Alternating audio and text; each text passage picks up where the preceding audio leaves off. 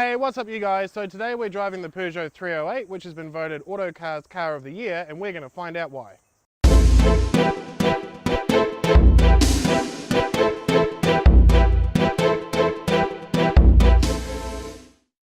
So we're in the new Peugeot 308.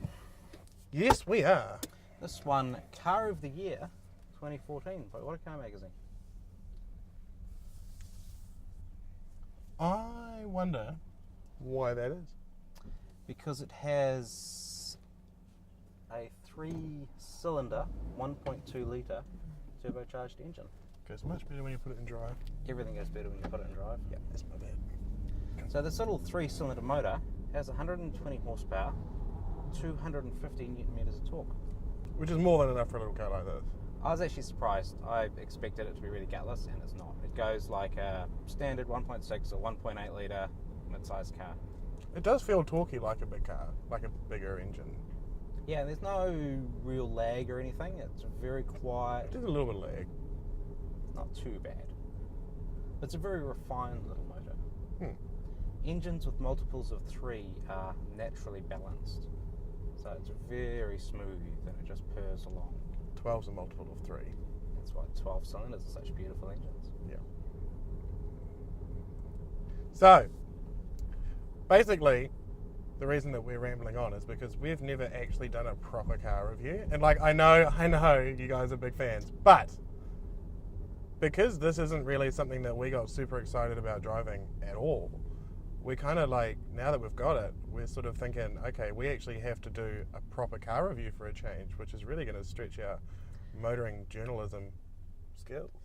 And being that we are in New Zealand and that motoring journalism here really doesn't exist, this is going to be a real challenge.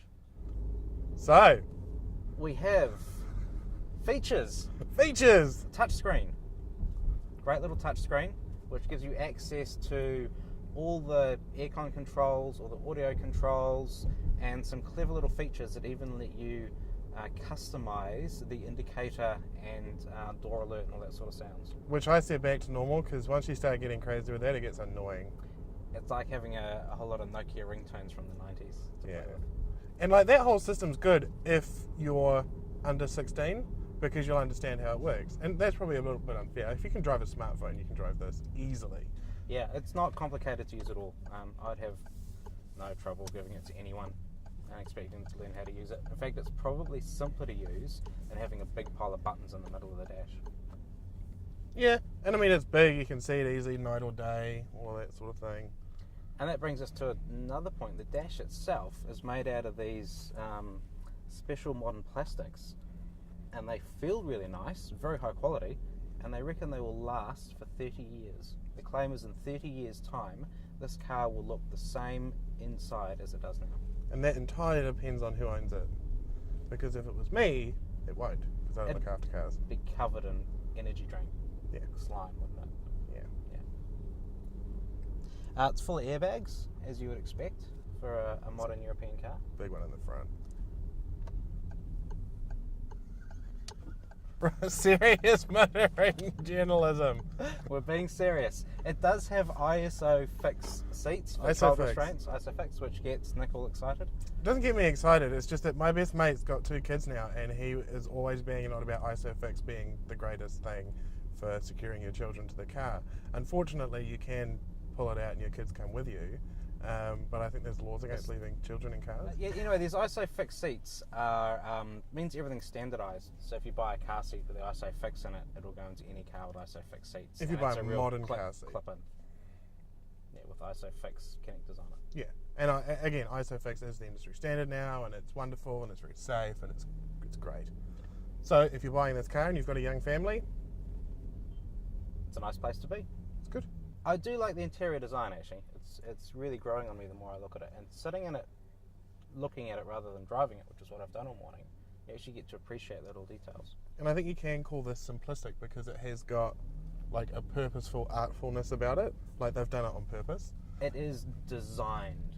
Yeah. Definitely. It's not just, oh, well, we couldn't think of anything. Like, they actually wanted it to look just like this. Exactly. And if it tickles your fancy, it tickles your fancy. I mean, I don't have a problem with it. I don't particularly like it.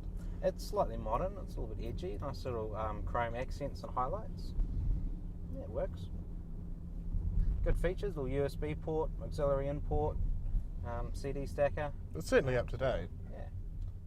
The only thing, the thing that I really, really, really dislike about this car, and I've never had a car like this before, is that the rev counter goes counterclockwise. See, I like that. I don't.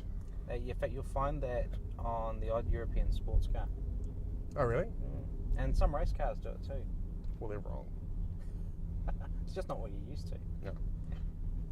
Anyway, moving right along to our serious journalism. I have been driving this car a bit, and I have averaged, according to this, 7.2 litres per 100 kilometres. But I did drive it fast as it would go, and a lot of that was around town, fanging it about. What were we getting on the motorway up here? 3.5? We stuck it in eco mode, because it does have a sport and eco mode, but they're tokenism, they don't really do anything. But it did drop, because we looked at it and it was like 6 litres per 100k in sport, and then I said, Moppie, you're in sport, put it in eco, what do we get? 3.5 or something?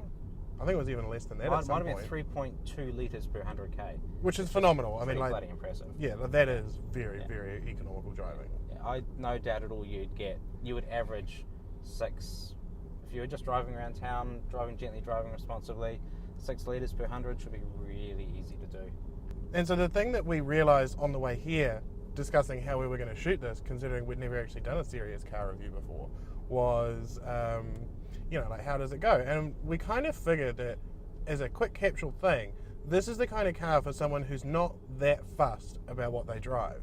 And that's not to say that they don't care at all, it's just they just want something practical, reliable, efficient. It's easy to drive. It's very easy to drive. Yeah. You described it as it's a car for people that aren't into cars.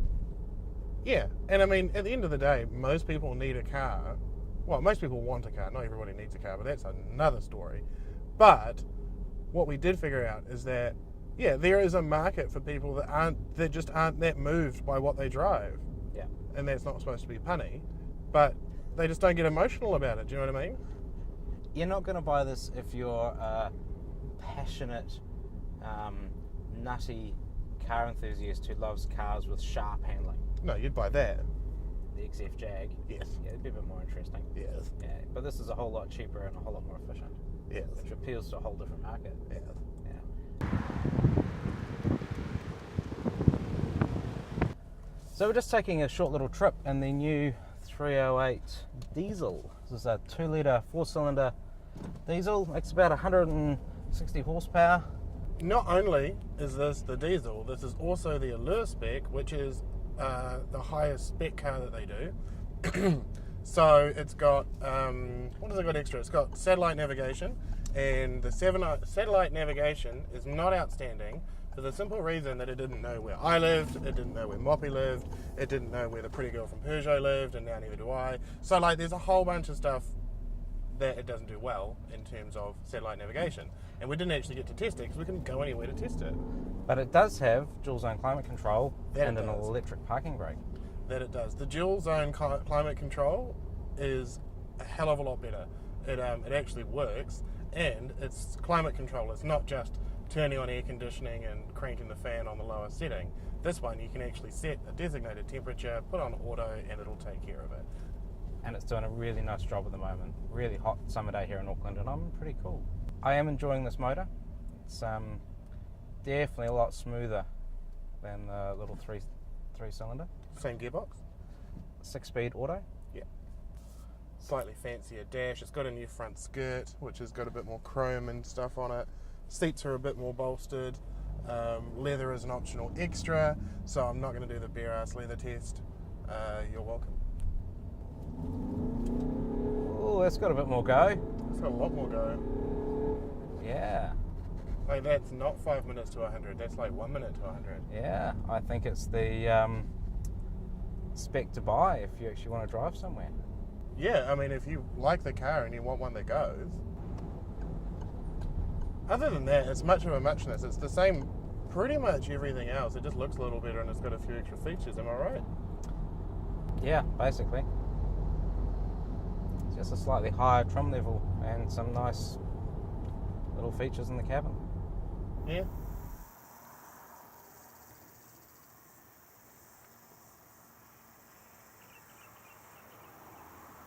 And then boom, I fade in. So that's been the Peugeot 308. As I said earlier, it did win the AMI Autocar Car of the Year, and we were pretty interested to find out why. And in conclusion, both Moppie and I feel that the reason that this car probably won this award is because it's a very simple, easy to drive consumer's car. It's not something to get super excited about, but it is a quality car nonetheless that will get you from A to B, and it is really, really reliable and at a reasonable price. So we're thinking that's why they picked it. Unfortunately, it's probably not what we would have picked, but we're a different demographic. We like things with big engines and that go really fast. And if that's what you want to see, catch our next video.